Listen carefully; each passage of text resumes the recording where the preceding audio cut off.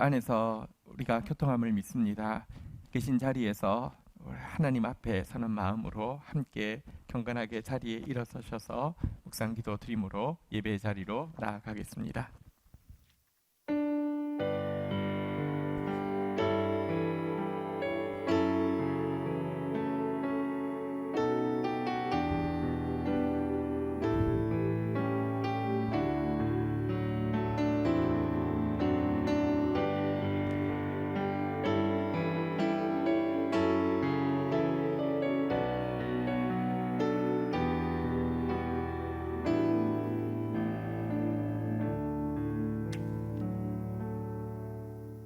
의로우신 하나님 아버지, 하나님을 안다고 하면서 또 사랑이 없고 열정이 없고 성결이 없고 능력이 전혀 없는 저희의 삶을 돌아봅니다.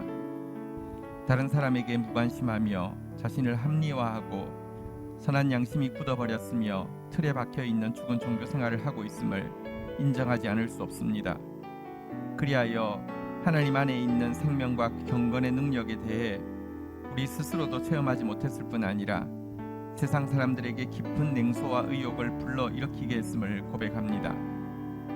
그러나 이 같은 절망 가운데에서도 포기하지 않으시고 모세, 삼손, 요나, 베드로처럼 실패자를 소명하시는 아버지 하나님을 향해 끊임없이 눈을 들 수 있도록 믿음 주심을 감사합니다. 우리의 유일한 희망이시며 다음 없는 소망이 되시는 예수님, 당신을 알므로 말미암아 생명과 거룩의 기이한 능력으로 오늘도 우리 가운데 새 역사를 이루어 주시옵소서. 우리의 생명은 분명 당신으로 말미암았으니 당신 닮은 거룩이 반드시 우리 안에 이루어져야겠습니다. 이 진리에 대한 흔들림 없는 주장과 굳센 헌신으로 실패자의 삶이 하나님의 영광을 드높이는 삶으로 사용받게 하여 주옵소서. 감사합니다. 예수 그리스도의 이름으로 기도 올립니다. 아멘. 네, 함께 기쁨으로 찬양하시겠습니다.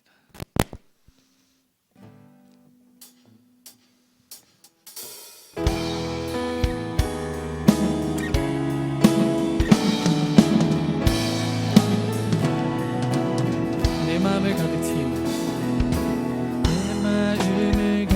채운 주 향한 찬양과 사랑 어떻게 표현할 수 있나.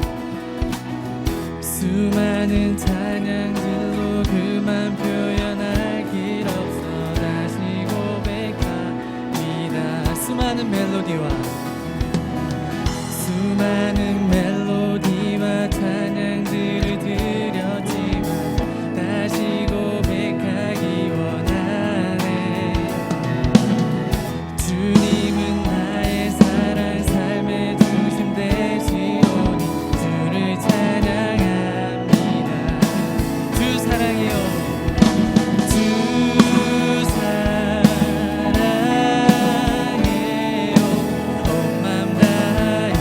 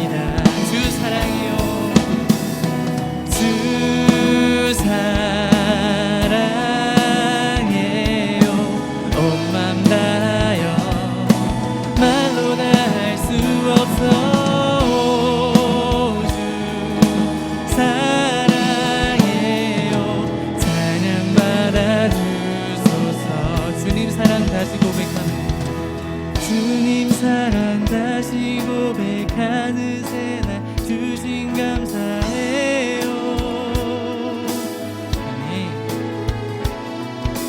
주님 사랑 다시 고백하는 찬양 주신 감사해요.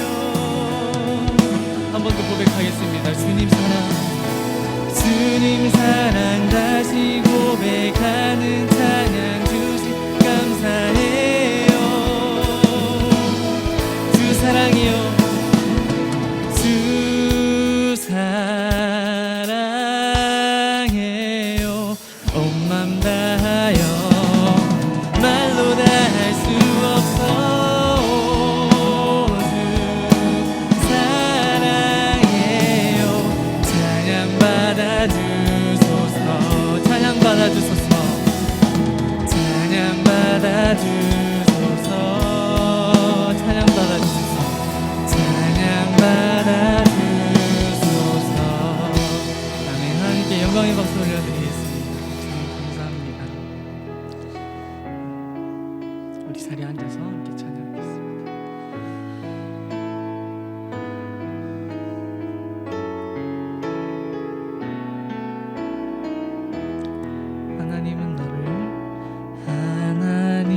하나님은 너를 지키시는 자 너의 우편에 그늘 되시니 낮의 해와 밤의 달도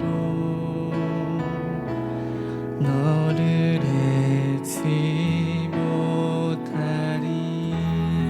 하나님은 너를 지키시는 자 너의 환난을 명태하시니 그가 너를 지키시리라.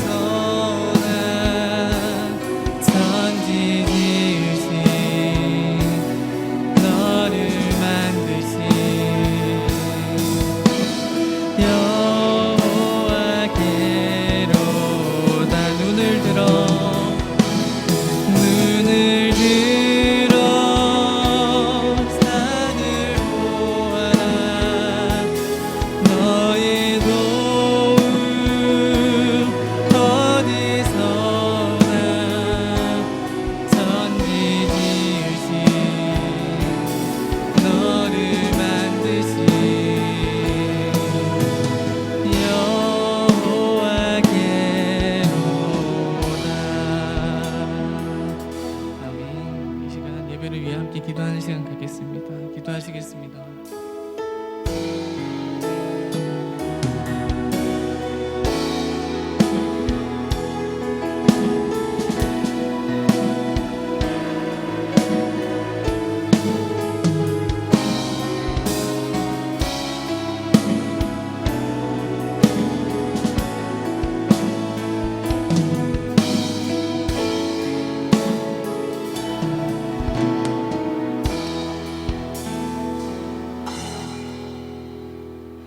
은혜로우시고 자비로우신 하나님 아버지 감사합니다.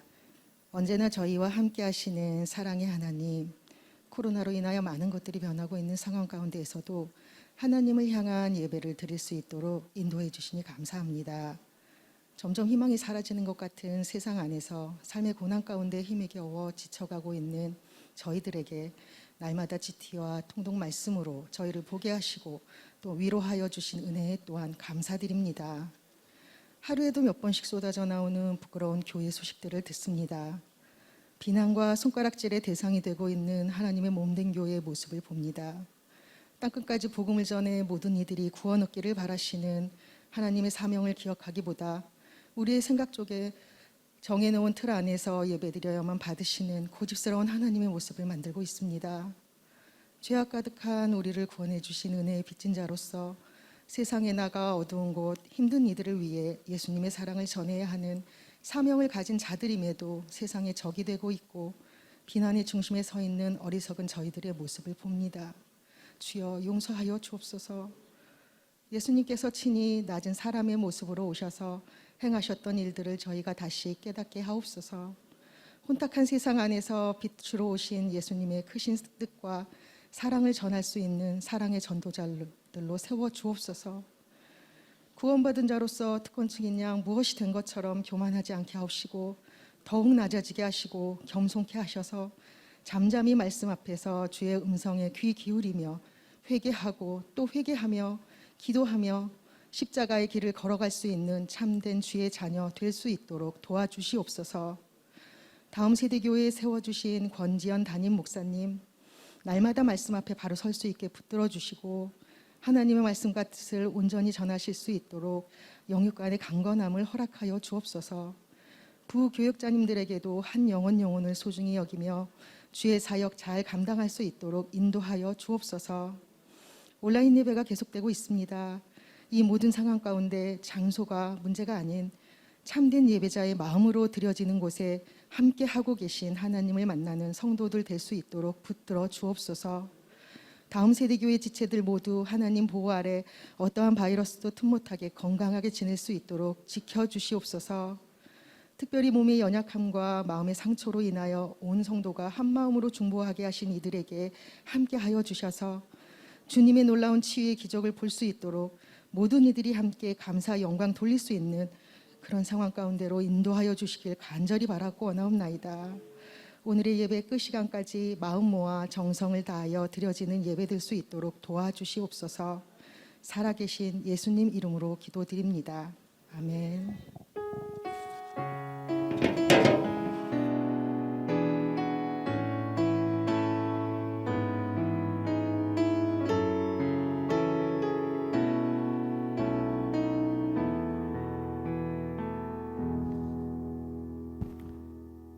오늘 우리 공동체에 주시는 하나님의 말씀 크게 받는 마음으로 각자 계신 자리에서 일어서시겠습니다.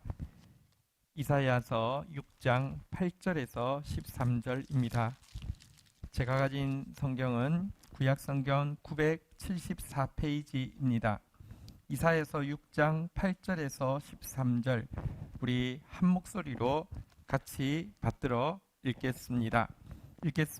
시작. 내가 또 주의 목소리를 들으니 주께서 이러시되 내가 누구를 보내며 누가 우리를 위하여 갈꼬 하시니 그때에 내가 이르되 내가 여기 있나이다 나를 보내소서 하였더니 여호와께서 이러시되 가서 이 백성에게 이르기를 너희가 듣기는 들어도 깨닫지 못할 것이요 보기는 보아도 알지 못하리라 하여 이 백성의 마음을 둔하게 하며 그들의 귀가 막히게 하고 그들의 눈이 감기게 하라. 염려하건대 그들이 눈으로 보고 귀로 듣고 마음으로 깨닫고 다시 돌아와 고침을 받을까 하노라 하시기로 내가 이르되 주여 어느 때까지니까 하였더니 주께서 대답하시되 성읍들은 황폐하여 주민이 없으며 가옥들에는 사람이 없고 이 토지는 황폐하게 되며 여호와께서 사람들을 멀리 옮기셔서 이 땅 가운데에서 황폐한 곳이 많을 때까지니라. 그 중에 10분의 1이 아직 남아 있을지라도 이것도 황폐하게 될 것이나 밤나무와 상수리 나무가 배임을 당하여도 그 그루터기는 남아 있는 것 같이 거룩한 씨가 이 땅에 거루터기니라 하시더라. 아멘. 자리에 앉으시겠습니다. 오늘 본문 말씀으로 거룩한 씨를 위해 나를 보내소서라는 제목으로 하나님 말씀 나누고자 합니다. 제목 한번 따라하겠습니다. 거룩한 씨를 위해 나를 보내소서. 코로나 이후에 교회가 어떻게 될지 그리고 그때를 위해 우리가 지금 준비해야 될 것이 무엇인지 깊이 고민해 볼 수 있는 중요한 자료를 접하게 되어서 잠시 나누고 시작하려고 합니다. 우리가 역사 시간에 배운 대로 313년 콘스탄티누스 대제가 밀라노 칙령에서 기독교를 공인했잖아요. 그런데 이 사약자가 이런 표현을 썼습니다. 이것은 기독교가 성장할 수 있는 요인을 제공한 것이 아니라 이미 폭발적으로 성장하여 주류가 된 기독교의 현실에 대한 기민한 대응이었다. 다시 말하면 그걸 인정해 줌으로 교회가 팍 성장한 게 아니라 인정하지 않을 수 없을 정도로 이미 폭발적으로 교회가 성장해 있었다라고 사회학자가 기록해 놓은 것을 보았습니다. AD 313년인데요. 그런데 그로부터 약 60년 전인 250년, AD 250년쯤에 기록에 보면 오리겐이라는 성경 그 역사가가 또 교부가 기록해 놓은 책에 보면 기독교인의 인구가 250년쯤에도 인구의 아주 작은 부분을 구성하고 있었다라고 기록하고 있습니다. 60년 이후에는 인정하지 않을 수 없을 만큼 이렇게 세력을 갖추었는데 단지 60년 전에도 미미했다라고 이야기합니다. 이 사회학자는 정량적으로 계산을 하기 때문에 250년까지 기독교인의 숫자가 전 인구의 2%를 넘지 않았을 것이라고, 그래서 작게 추정하면 당시 로마 인구가 6천만 명 정도가 되는데 로마 전체 그 제국에 한 5만 명에서 많게 생각해도 10만 명 정도 되는 미미한 숫자였을 것이다, 이렇게 이야기하고 있습니다. 물론 이 미미한 5만에서 10만 되는 숫자는 결코 작은 숫자가 아닙니다. 이미 진행되어진 200년의 기독교 역사가 상고를 통해서 만들어낸 정말 제대로 된 신자고요. 오늘 성경 본문의 표현에 의하면 한번 따라하겠습니다. 거룩한 씨앗, 거룩한 씨였습니다. 당시 기독교는 정말 거짓으로 모함을 많이 받고 있었죠. 기독교인들은 모여서 서로 손음을 한다. 성찬식은 인육을 먹는 시간이다. 로마에 방화를 했다. 반역을 꿈꾸고 있다. 온갖 유언비어로 마치 기독교인들을 없애는 것이 세상을 깨끗하게 하는 것인 것처럼 거짓말을 온 세계에 유통시키고 있어서 다수의 기독교인들이 죽임을 당하고 있던 시대에 있었던 5만에서 10만은 정말 거룩한 씨였고 적은 숫자는 아니었고 박해를 이겨낸 참된 열매였습니다. 그러나 어쨌거나 그때까지는 숫자가 그 정도밖에 안 되었는데요. 2%도 채 안 되었는데요. 어떻게 갑자기 60년 만에 적어도 10% 이상의 크리스찬, 당시 6천만 명의 인구 중에서 적어도 600만 명 이상의 크리스찬이 공인을 하는 그 시점에는 이미 존재했다고 보고 있습니다. 어떻게 폭발적인 성장을 이룰 수 있었을까? 아니 10만 명이 60년 사이에 600만 명이 되었다고 하면 60배를 성장한 거잖아요. 매년 10배씩 성장한 거잖아요. 어떻게 그럴 수 있었을까? 이 학자는 중요한 이유로 전염병을 그 원인으로 뽑고 있습니다. AD 251년에 엄청난 전염병이 로마 사회에 돌았습니다. 로마시 한 곳에서만 하루에 5천 명이 죽어나갔다는 기록이 있고요. 이쯤에 알렉산드리아의 주교인 디오니시우스라는 사람의 설교문에 보면 이런 내용이 있습니다. 사망자가 한 집에서 한 명에 그친 집은 하나도 없습니다. 모세 시절 이집트처럼, 알렉산드리아 이집트 쪽에 존재하고 있잖아요. 이집트처럼 집집마다 장자 한 명씩만 이룰 수 있었다면 얼마나 좋았겠습니까? 라고 설교하고 있는 내용을 봅니다. 알렉산드리아 같은 경우는 전 인구의 3분의 2 이상이 희생된 것으로 추정되어지고요. 이 전염병으로 인해서 로마 제국의 인구의 적게는 4분의 1, 많게는 3분의 1이 사망하는 무시무시한 전염병이었습니다.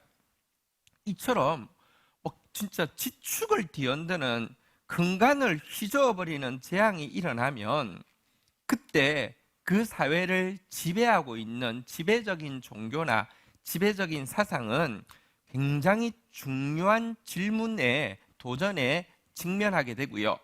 이 도전을 제대로 받아들이지 못하면 여러분 종교가 주류 종교가 바뀌는 그런 변화가 일어난다는 것입니다.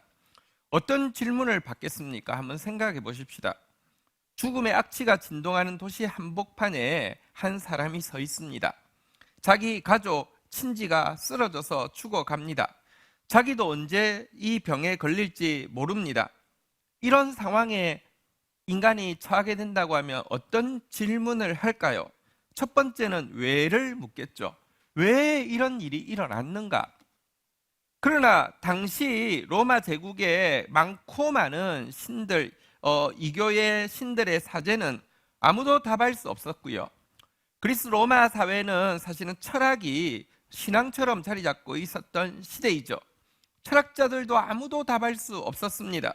그때 기록을 보면 죽음을 불러오는 전염병이 제국에 창궐했지만 소피스트 철학자들은 세계가 늙어가고 미덕은 메말라간다는 애매한 소리만 주절거렸다라는 기록이 있습니다. 철학자들이 답을 해줄 수 없습니다. 게다가 더 분노를 일으키는 것은 설상가상으로 부유한 사제들은, 이 이교도의 사제들은 이미 자기 살기 위해서 도시를 떠나 피난길에 올랐습니다. 이처럼 모두 질문하는데 왜와 그리고 지금 우리가 믿고 있던 이 철학이나 종교는 우리에게 어떤 위로와 도움을 줄 수 있을 것인가를 묻고 있을 때 아무도 기존 주류 종교는 답을 해줄 수 없었습니다. 그런데 여러분, 바로 그 전염병이 시작된 251년도에 카르타고의 주교 키프리안이라는 사람이 남긴 글이 있습니다. 이렇게 이야기하고 있습니다. 공포스럽고 치명적인 이 역병과 흑사병이 각 사람의 정의를 금정하고 인류 정신을 되돌아보는 계기가 되니 얼마나 시의적절하고 필요한 일인지 모릅니다.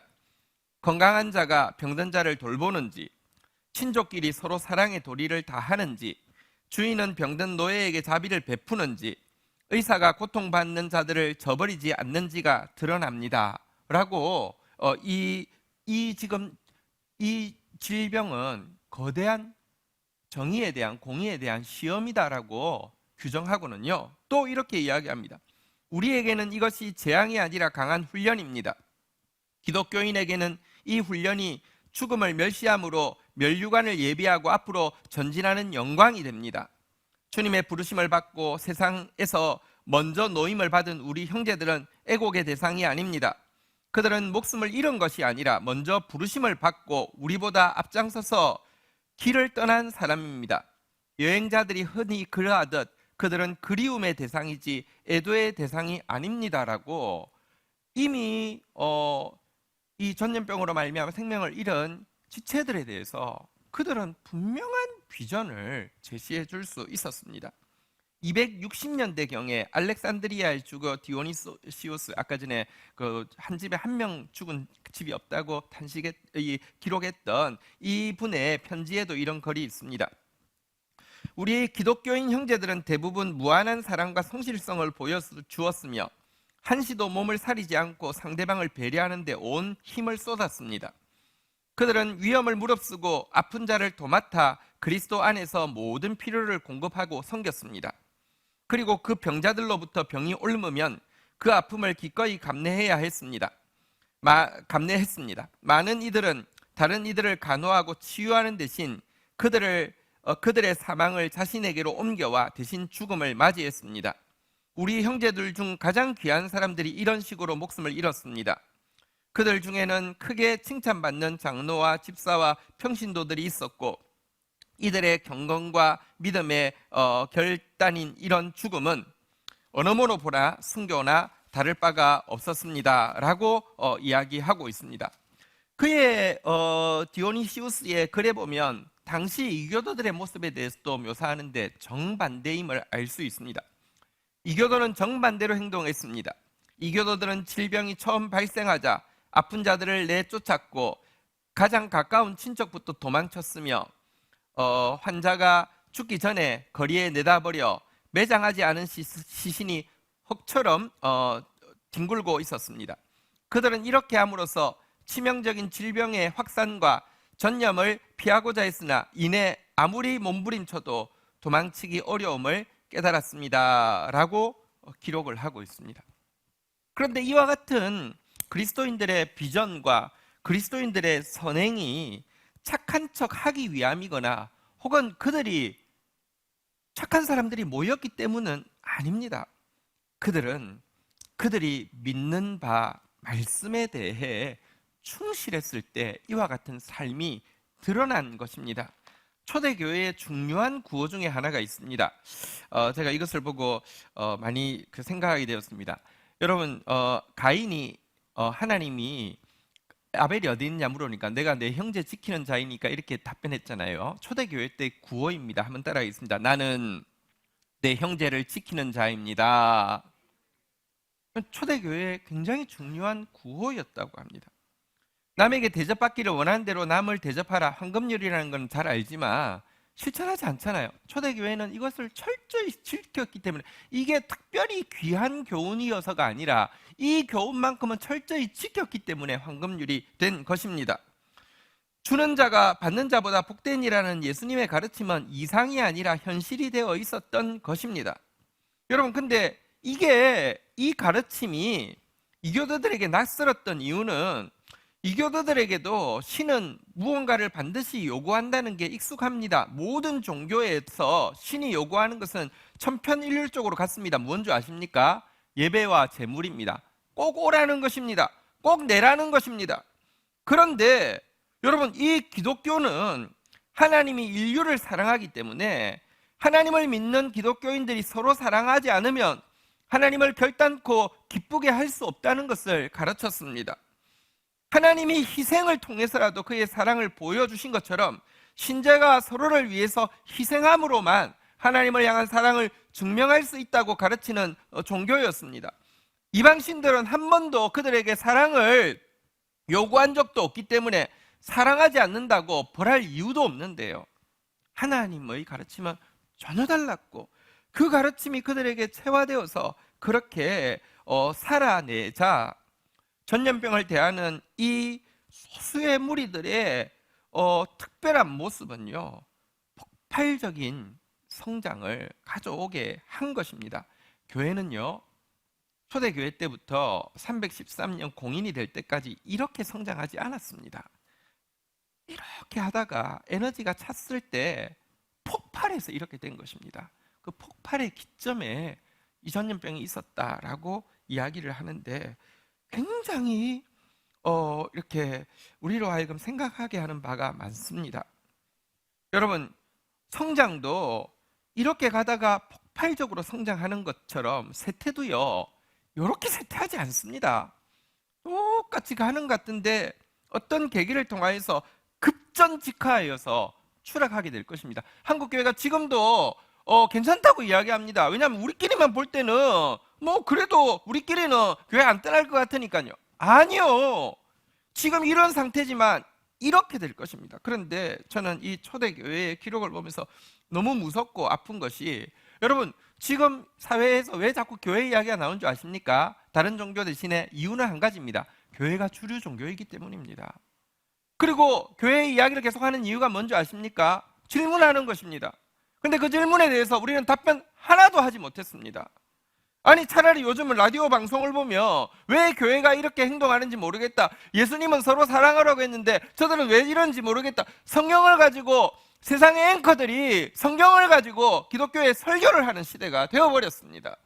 전혀 이 전염병 앞에서요, 기독교인의 모습은 가장 답을 줄 수 없는 꽉 막힌 집단이고, 가장 솔직히 말하면 그래도 여러분 이 세상이 아닌 하나님 나라의 비전을 보여줄 수 있고, 이 생이 아닌 내 생의 비전을 보여줄 수 있는, 그리고 사실은 우리가 왜 이 사랑해야 되는지에 대한 이유를 보여줄 수 있는 유일한 종교임에도 불구하고 이유를 배반적으로 행동하니까, 전혀 겉다르고 속다르고 행동하니까, 여러분 바로 이번 이 코로나는요, 교회가 지금까지도 쇠퇴하고 있었지만 표시가 안 났을 뿐이지 전직하는 무시무시한 계기가 될 것입니다. 그래서 우리가 읽은 바대로 이사야서 6장 11절부터 13절이 현실이 될 것입니다.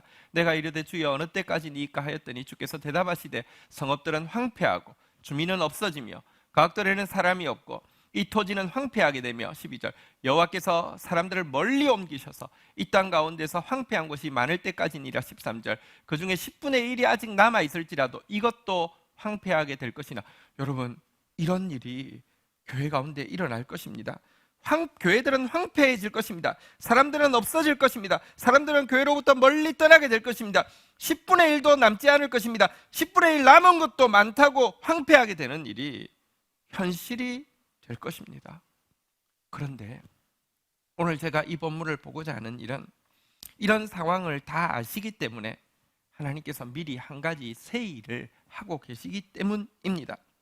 이 본문은 그래서 이런 상황 속에 있는 우리가 오늘 해야 할 것이 무엇인지를 보여주고 있습니다. 본문을 한번 좀 보도록 하겠습니다. 시간 관계상 앞부분 1절부터 7절까지의 설명은 설명으로 대체하겠습니다.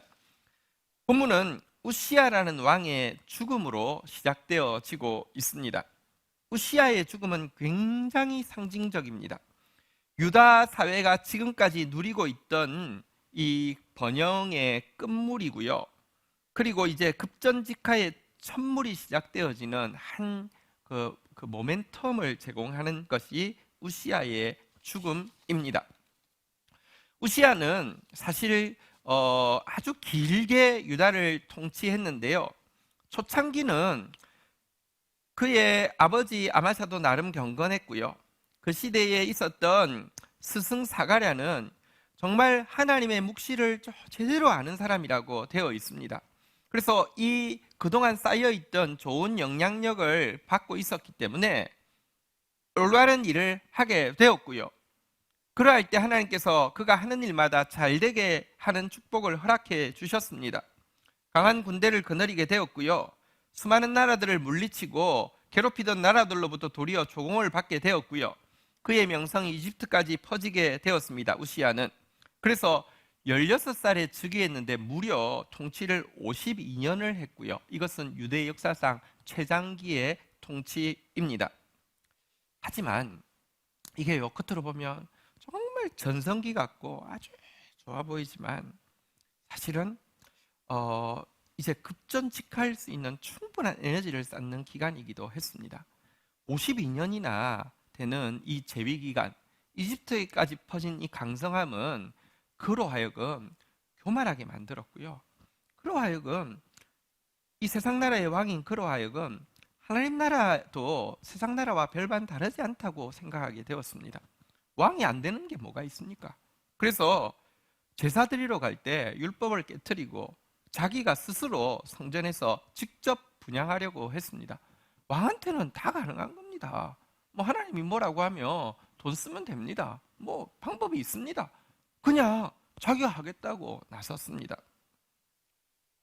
물론 그때 참으로 감사하게도 아사랴라는 제사장과 용감한 제사장 80명이 목숨을 걸고 왕을 제지했죠. 안 됩니다 라고 했습니다. 그러자 왕이 막 역적을 내면서 이것들이 이랬습니다.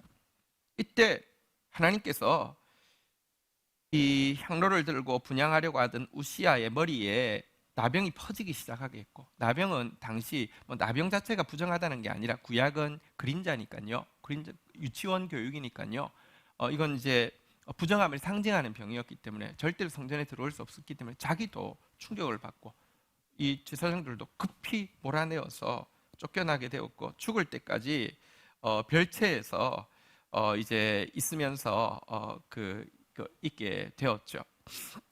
여러분, 이때 사실은 또 한 가지 사건이 일어나게 되었습니다. 지진이 일어나게 됐는데요. 많은 학자들은 우시아 시대의 지진은 바로 그가 성전에서 분향하려고 하던, 그래서 이 나병이 발했던 것과 비슷한 시기로 보고 있습니다. 하나님의 무시무시한 이렇게 재앙은 그를 향한 심판과 징계의 표현으로 주어진 것으로 보고 있습니다. 그가 그래서 이제 별채에서 격리된 채 생활할 때에 이제 아버지와 함께 섭정을 한 사람이 요담이라는 사람인데요. 요담은 크게 악을 행한 것도 없고 크게 의를 행한 것도 없는데 한 가지 특징이 있는데 죽어도 성전에 안 갔다는 것입니다. 아버지가 성전에 가서 분향하려고 하다가 이 나병이 걸려가지고 지금 별채에 있는 모습 보고 자기는 그렇게 나쁜 일을 하진 않았지만 죽어도 성전에 가지 않았습니다. 그의 통치기간은 16년밖에 안 되는데 공동섭정기간이 절반 이상을 차지했던 것으로 보여서 아주 짧은 기간 통치했는데요, 안 나갔고요. 근데 이것이 그전에는 그나마 용감했던 제사장들로 하여금 확 위축되게 해서 왕 앞에서는 한마디도 못하게 하는 계기가 된 것 같습니다. 어쨌든 우시아, 요담, 이 한 묶음으로 할 수 있는데요, 이 시대가 끝나자 성경에 나오는 악한 왕의 대명사, 유다 역사상 뭐 불경건한 왕들이 있었지만 가장 악한 왕이라고 하는 아하스가, 므낫세가 튀어나오게 되고요, 유다와 이스라엘을 심판하는 가장 무시무시한 심판의 도구인 아수르도 바로 이 아하스 때 튀어나오고요. 그래서 유다는 국가 존립 자체를 위협받는 시기로 확 떨어지는 계기가, 모멘텀이 우시아의 죽음입니다. 자, 그런데 우시아 왕이 죽던 바로 그때 이사야는 성전에서 거룩하신 하나님을 배우게 되었습니다. 얼마나 거룩했던지, 하나님 가장 가까이 있는 거룩한 이 스랍들도요, 두 팔로 얼굴을 가리고 두 팔로 발을 가리고 날았고요. 하나님의 명령을 받아서 이 제단에서 이 숯불을 취하는 천사마저, 여러분, 천사가 숯불을 손으로 취하면 불이 탈까요? 영이어서 그렇지 않습니다. 그런데 날아가서 부젓가락으로 숯불을 취해서요, 이사야의 입에 댑니다. 왜 손으로 안 하고 부젓가락으로 했을까요? 율법에 부젓가락으로 하라고 했기 때문입니다. 천사마저도 율법 한마디도 두려워서 그대로 지킬 만큼 거룩하신 하나님을 이사야가 배우게 되었습니다. 이사야는 모든 선지자 중에서 특이하게 왕족 출신의 선지자입니다. 그리고 또 이사야는 이미 이때 우시아가 죽을 때는요, 이미 그가 선지자로서 귀하게 섬기기 시작한 지 꽤 오랜 시간이 지났을 때입니다. 하지만 왕족이어서 사실 높은 사람 만나는 것에 별로 겁이 없고요, 이미 선지자여서 참 거룩하다고 모두 인정하는 사람이었음에도 불구하고 그 하나님의 거룩을 배웁자 화로다 나여 망하게 되었도다 라고 하나님 앞에 고백하면서 자신의 부정함을, 하나님의 거룩에 비해서 자신이 얼마나 부정한지를 너무 충격적으로 죽게 되었다고 고백하는 장면을 보게 됩니다. 이 장면은요, 우시아가 왜 타락했는지와 이제 이 타락해서 징계도 안 되고 재앙을 내려도 안 되고 심판을 내려도 안 되기에, 요한계시록에 그렇게 돼 있잖아요. 징계, 재앙, 심판을 내려도 안 되기에 말씀을 보내잖아요. 근데 이 시대에 왜 이사야를 세우는지에 대한 해답이기도 합니다. 우시야는 거룩하신 하나님을 모르기 때문에 하나님이나 나나, 하나님 나라나 우리나라나 하면서 하나님 앞에 이렇게 교만하게 나아갔다고 하면, 이사야는요 먼저 하나님의 거룩하심을 알고 꼬꾸라지고 나서 하나님 나라가 세상 나라가 얼마나 다른지를, 얼마나 구별된지를 알고 나서 하나님 말씀 사역을 하게 하시는 것입니다. 어쨌든 이렇게 이사야가 거룩하신 하나님을 만났을 때, 이제 본문으로 돌아가도록 하겠습니다. 8절 한번 읽도록 하겠습니다. 읽겠습니다. 시작. 내가 또 주의 목소리를 들으니 주께서 이르시되 내가 누구를 보내며 누가 우리를 위해 갈꼬 하시니 그때 내가 이르되 내가 여기 있나이다 나를 보내소서 하였더니, 자, 이때 거룩하신 하나님을 보여주시고 나서 그에게 도전하십니다. 한번 따라하겠습니다. 내가 누구를 보내며 누가 우리를 위하여 갈꼬. 여러분, 하나님은 아십니다. 재앙으로 사람 안 바뀝니다. 여러분, 지진이라도 안 바뀝니다. 징계도 안 바뀝니다. 나병이 생겨도 안 바뀝니다. 심판으로 안 됩니다. 말씀으로만 됩니다. 그래서 먼저 당신의 거룩함을 보여주셨고, 당신의 제단 숯불로 그의 거룩하지 못한 입술을 찢어주시고 나서는요, 내가 누구를 보내며 누가 우리를 위해 갈고 하고 그를 소명하고 있었습니다. 하나님은 이제 유다 사회에 급전직하하는 세태기가, 나라가 망하는 세태기가 도래할 것을 알고 있습니다. 그러나 하나님은 이 상황을 방관하고 내버려 두시지 않으시고요, 구원을 위해서 말씀의 사람을 지금 소명하고 있는 것입니다. 이 소명 앞에서 이사야가 답변했습니다. 한번 따라하겠습니다. 내가 여기 있나이다 나를 보내소서. 이렇게 답변을 하고 주님 앞에 서게 됩니다. 자, 그런데요, 우리는 베드로의 소명에 대해서는 잘 알고 있습니다. 나를 따라오너라 내가 사람 낚는 어부가 되게 하리라 부르시고 나서, 십자가에서 부활하시고 나서 네가 나를 사랑하느냐, 내 양을 먹이라, 내 양을 치라, 내 양을 먹이라 하고 그 소명을 따랐더니 하루에 5,000명이 회개하는 이 소명에 대해서 너무 잘 알고 있습니다. 그래서 한번 따라하겠습니다. 나를 보내소서. 이렇게 고백할 때요, 하나님 나를 보내십시오. 하루에 5,000명이 회개하는 역사를 바로 나를 통하여 이루어 주십시오. 이렇게 생각하는 사람들이 정말 많습니다. 근데 이사야의 소명은 전혀 그게 아닙니다.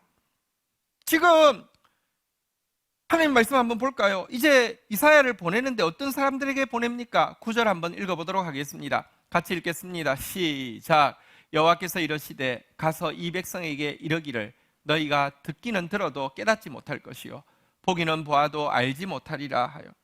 여러분, 그를 보내는 대상은요, 이제 열정 대신에 무관심이, 번영 대신에 쇠약함이 이제 지배하는 시대에 그를 보내는 것입니다.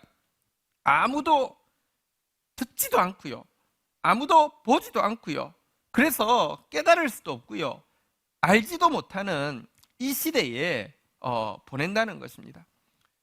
너희들의 이 거룩하지 못함에 대해서 하나님은 심판하실 것이고, 심판의 결과 포로 잡혀간다고 이야기해도 아무도 귀 기울이지도 않고요, 아무도 믿지도 않고요, 관심도 기울이지 않을 것이라는 것입니다. 이어지는 10절에 보면 더 강하게 나옵니다. 같이 한번 읽도록 하겠습니다. 읽겠습니다. 시작. 이 백성의 마음을 둔하게 하며 그들의 귀가 막히고 그들의 눈이 감기게 하라. 염려하건대 그들이 눈으로 보고 귀로 듣고 마음으로 깨닫고 다시 돌아와 고침을 받을까 하노라 하시기로. 이것은요, 역설적인 표현이죠. 여러분, 절대로 보지도 않고 듣지도 않고 깨닫지도 않고 돌이키지도 않을 것을 아시기 때문에 애타는 하나님의 마음을 역설적으로 지금 표현하고 있는 것입니다.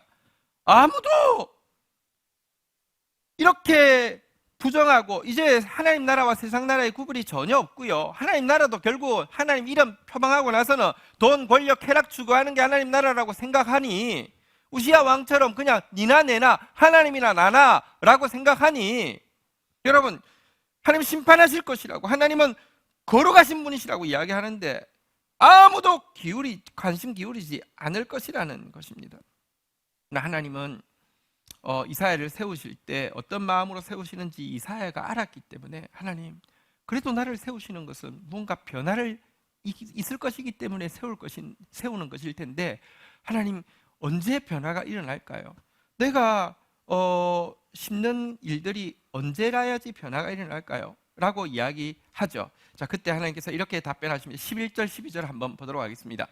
내가 이르되 주여 어느 때까지니까 하였더니 주께서 대답하시되 성읍들은 황폐하여 주민이 없으며 가옥들에는 사람이 없고 이 토지는 황폐하게 되며 12절 읽도록 하겠습니다. 시작. 여호와께서 사람들을 멀리 옮기셔서 이 땅 가운데에서 황폐한 곳이 많을 때까지니라. 결국 심판의 경고로 되지 않고 심판이 실제로 일어나서 다 황폐하게 되고 다 멀리 포로잡혀 가고 날 때까지는 귀 기울이지 않을 것이라고 이야기하고 있습니다. 그러나 그럼에도 불구하고 이사야를 세우시는 이유가 무엇입니까? 그럼에도 불구하고 소망이 있는 이유가 무엇입니까? 마지막 13절입니다. 읽도록 하겠습니다. 읽겠습니다. 시작. 그 중에 10분의 1이 아직 남아있을지라도 이것도 황폐하게 될 것이나 밤나무와 상수리 나무가 배임을 당하여도 그 그루터기는 남아있는 것 같이 거룩한 씨가 이 땅에 거루터기니라 하시더라. 이렇게 10분의 1도 안 남을 것인데 그러나 나무 베고 나면 그루터기가 남잖아요. 그죠?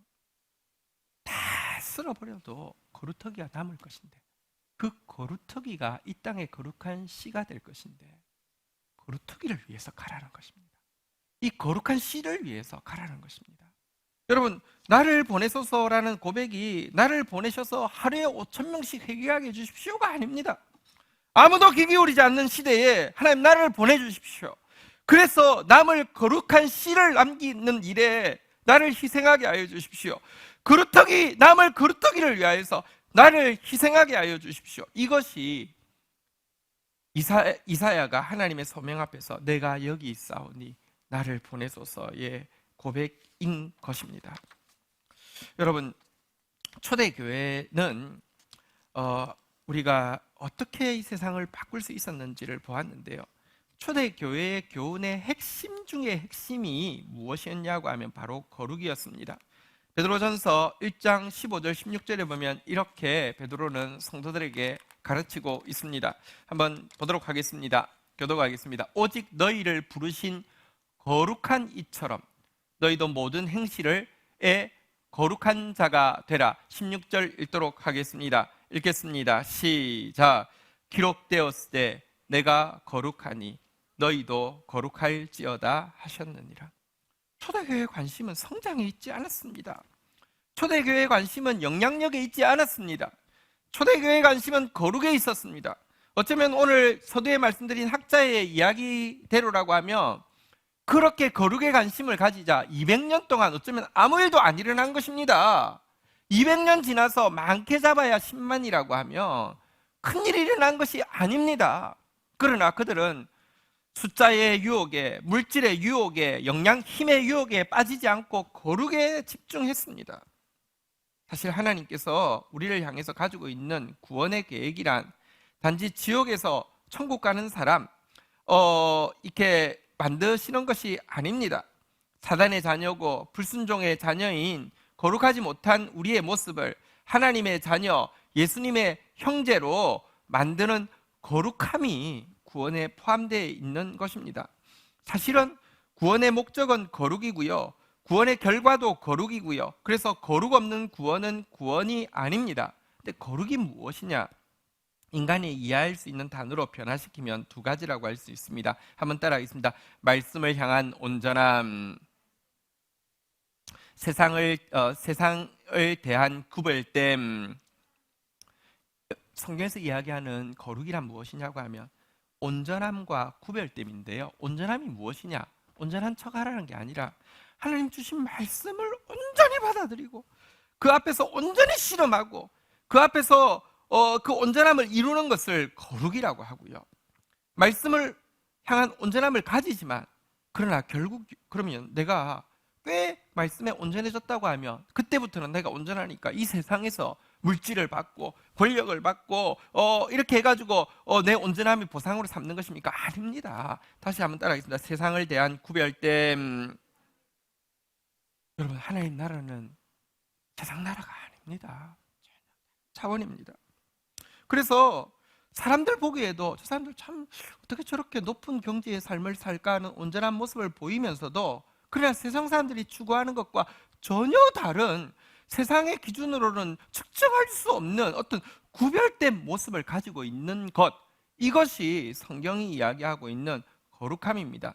시간 관계상 베드로서를 다 볼 수 없습니다. 베드로가 너희도 거룩하라라고 이야기했는데, 그 거룩함의 구체적인 방법으로 세 가지를 이야기하고 있는데, 첫 번째는 모든 권위자와 법과 질서를 향한 순종을 첫 번째 거룩함에, 말씀을 향한 온전함과 세상을 대한 구별됨의 표지로 제시하고 있고요. 두 번째는 높은 도덕성과 성적인 정절을 두 번째 것으로 제시하고 있고요. 세 번째는 조건 없는 뜨거운 사랑을 세 번째 조건으로 제시하고 있습니다.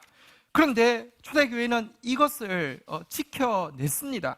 사실 그들이 탁월해서가 아니라, 여러분, 예수님께서 과거보다 훨씬 더 세밀하게 거룩을 요구하시기만 하셨다고 하면, 구약보다 더 철저하게 거룩을 요구하시는 것으로 그쳤다고 하면, 예수님은 우리의 구원자가 아니라 우리를 더 비참하게 만드시는 분이실 뿐이시죠.